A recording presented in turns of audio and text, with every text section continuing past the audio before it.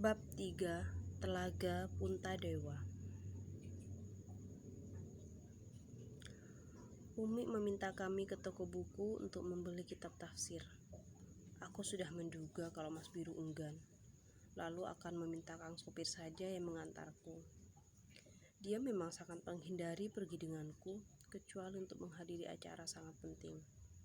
Tapi karena ini perintah Umi, dia tidak bisa menolak. Aku paham karakter suamiku. Dia tidak mungkin menolak titah uminya sekalipun untuk urusan sederhana. Di mobil seperti biasa dia membisu. Ia menyetel lagu Iwan Fals yang tidak ku ketahui judulnya.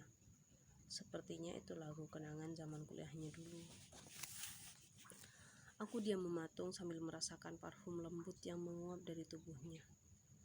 Tidak ada yang bisa kulakukan selain menikmatinya dari kejauhan. Dialah suamiku, mustika ampalku. Kalau aku terpisah darinya, hidupku tidak akan ada artinya. Aku akan menanggung pilu seperti Ekalaya. Aku belanja buku dengan gusar karena dia hanya memberiku waktu 2 jam. Umi meminta Mas Biru menemaniku, tapi ia hanya menunggu di mobil.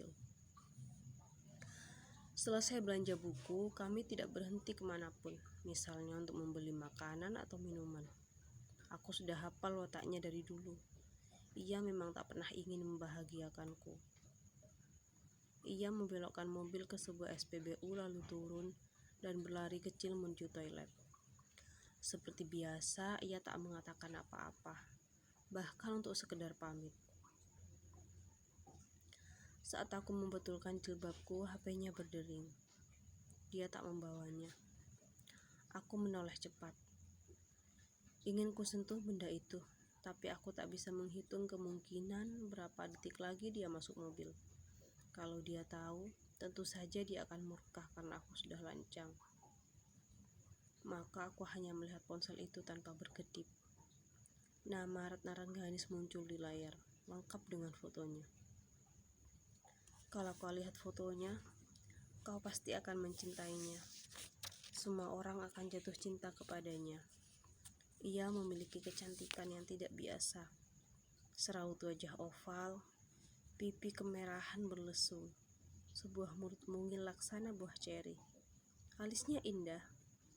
Di foto itu, ia duduk di bawah pohon rindang sambil menyilangkan kaki. Jilbabnya berkibar kena desau angin. Tubuhnya molek seperti putri-putri dalam sampul novel Belanda. Dadaku bergemuruh. Telepon berdering ulang. Tidak ada tanda-tanda Mas Biru keluar dari toilet. Aku hampir saja memencet tombol jawab kalau saja tak kulihat Mas Biru berjalan menuju mobil kami. Aku menunduk pura-pura sibuk memendar hafalanku. Ulu hatiku begitu nyeri. Ia melihat layar HP-nya lalu menatapku, seolah memastikan apakah tadi aku tahu dering teleponnya berbunyi. Sejurus kemudian ia keluar, menutup pintu mobil, menyandarkan tubuhnya, sepertinya menelpon balik. Aku menatapnya dari dalam mobil dengan hati yang kacau, apalagi saat kulihat ia tertawa, begitu bahagia. Setiap aku tahu Rengganis menghubunginya, aku tak tahu kenapa kekuatanku seperti terkuras habis. Mungkin saking dahsyatnya gemuruh di dadaku. Kadang aku ingin mengadu kepada orang tuaku, tapi kakek mengajarkanku untuk mikul dhuwur mendem jero. Aku tidak boleh seenaknya mengadukan ini, sebab aku adalah wanita. Kakek mengajarkan kepadaku bahwa wanita adalah wanitapa, berani bertapa. Inilah yang tak boleh kulupa. Tapa, tapak, telapak. Kakek mengajarkan itu karena di sanalah kekuatan seorang wanita berada. Tapa akan menghasilkan keteguhan diri. Tapa akan mewujud dalam tapak. Tapak adalah telapak. Kekuatan wanita ada di telapaknya atau kasih sayangnya. Sesungguhnya di bawah telapak wanita eksistensi dan esensi surga berada. Aku sudah hafal teori itu luar kepala. Tapi melihatnya menelpon seorang perempuan, aku merasa dadaku begitu sakit dan tak ada lagi pengetahuan yang aku ingat. Ia mengabaikanku. Ia tak pernah menatapku. Tapi ia bisa begitu sumringah saat bicara dengan perempuan lain. Ia benar-benar seperti sedang kasmaran. Saat dia masuk mobil, mushafku dekap erat. Aku memalingkan muka, menatap terus keluar kaca sambil berpura-pura mengulang hafalanku. Lirih. Kabin mobil Pajero yang lapang terasa begitu sesak. Aku ingin memencet tombol agar sandaranku sedikit rebah. Tapi aku takut dia tahu tangisku. Jadi aku diam tidak bergerak. Saat mobil sampai depan rumah, ia turun mendahuluiku seperti biasa. Seolah aku tak ada di sampingnya.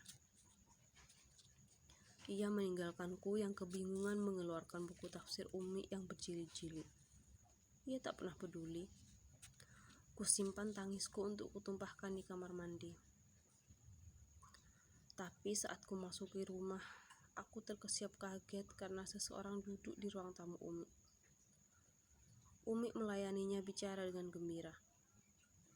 Melihat sosoknya, aku langsung lemas. Air mataku hampir saja tumpah kalau tak ingat Umi ada di sana. Lah, ini Alina. Duduk, Lin. Ini loh nunggu awakmu dari tadi. Dia ini santrinya Yai Ali Hamdani. Kamu kenal kan? Aku mengangguk, berdebar-debar, tak berani menatapnya. Dia bawa anak yatim pirang-pirang, mau disekolahkan di sini, di SMP unggulanmu. Di Yai Ali belum ada SMP. Anak 9, Lin. Yatim semua. Alhamdulillah, seneng aku nek iso ngurmat anak yatim sampai kuliah. Sudah tak kongkon ngurus sama pengurus iki mau. Aku mengangguk pelan. Selanjutnya tak aku dengar apalagi. Umi bicara sambil berbinar-binar tentang gebrakanku, tentang kegiatan-kegiatan yang sudah kubentuk. Dia menanggapinya serius. Dia adalah Kang Dharma Wangsa, lurah pondokku dulu. Sejak aku menjadi santri baru, ia sangat menjaga jarak denganku. Hal itu dilakukannya karena ia menghormatiku, karena tahu bahwa aku adalah calon menantu Kiai Hanan, sahabat Kiai kami. Dia adalah Kang Dharma yang tenang, seperti air sungai di malam hari yang ketika mengajar selalu menenteramkan hatiku.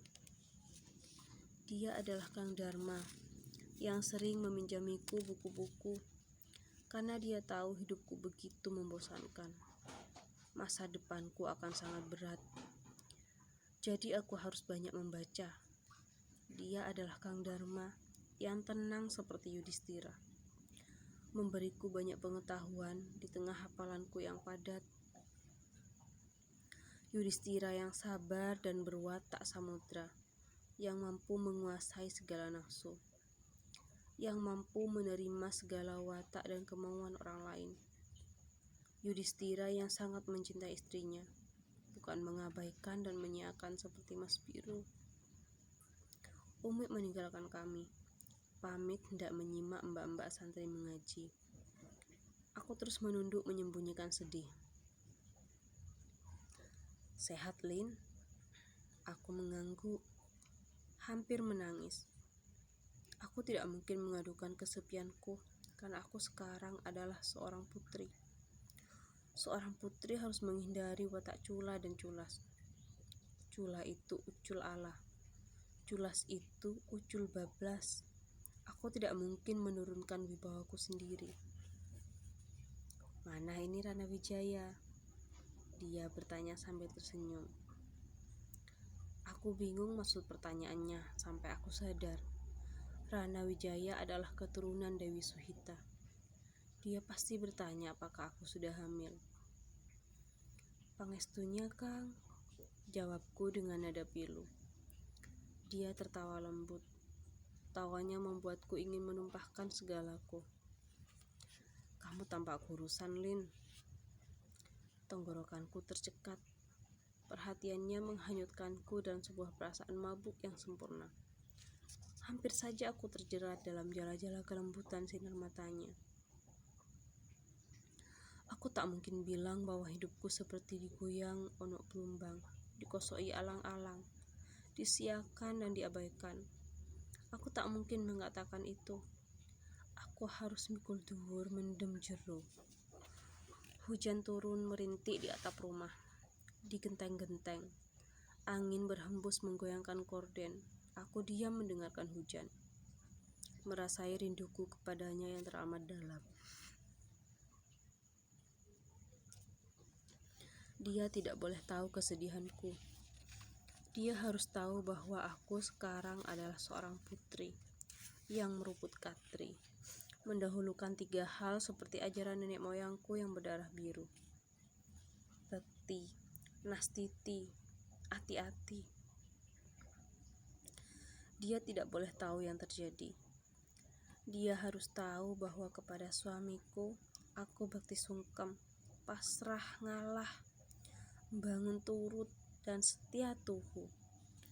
Dia terus menatapku dengan penuh rasa khawatir karena kesedihan mulai memancar di wajahku. Tapi aku tahu, ini tak boleh diteruskan. Aku harus segera membangun jarak sejauh-jauhnya walau hatiku sangat rindu. Aku menyudahi kalimatnya dengan kalimatku. Hati-hati kalau pulang ya, Kang. Semoga anak-anak kerasan. Dia membenarkan letak duduk, lalu mengambil pena dan kertas dari sakunya, menulis angka-angka, menyerahkannya kepadaku. Ini nomorku. Hubungi aku kalau ada apa-apa dengan anak-anak. Kamu juga boleh bercerita kapan saja kalau mau. Aku mengangguk. Sekuat tenaga menahan air mataku untuk tidak jatuh. Dia berpamitan dan titip salam untuk Umi. Aku masuk kamar. Kulihat Mas Biru sedang berdoa di atas sajadah. Aku merasa bersalah karena biasanya kami sholat berjamaah, walaupun dia tak pernah menoleh untuk bersalaman. Di luar hujan semakin deras. Kulihat Kang Dharma masuk mobil untuk pulang menembus hujan.